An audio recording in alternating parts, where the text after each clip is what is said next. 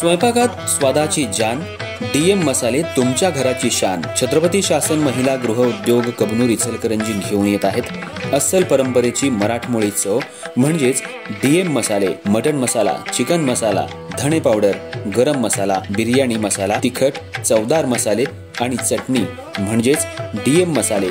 तर आजच आपल्या जेवणाची रंगत वाढवण्यासाठी केमिकल विरहित डीएम मसाले, गृहिणींच्या मनातले मसाले आणि चटणी अवश्य वापरा।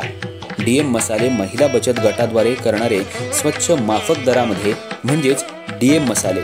संपर्क दिव्याताई मगदूम, मोबाईल 91 30 80 22 55।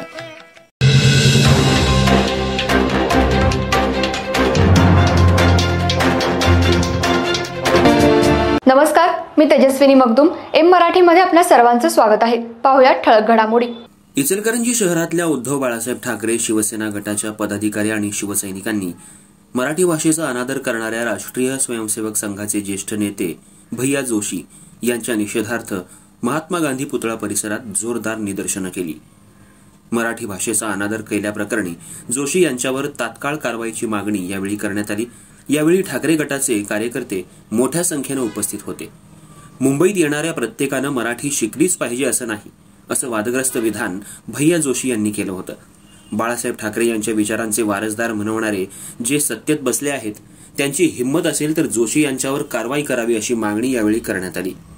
जोशी यांचा तीव्र शब्दात निषेध करत आंदोलकांनी जोरदार निदर्शने करत जोशी यांच्या प्रतिकात्मक फलकाला जोडे मारो आंदोलन केलं।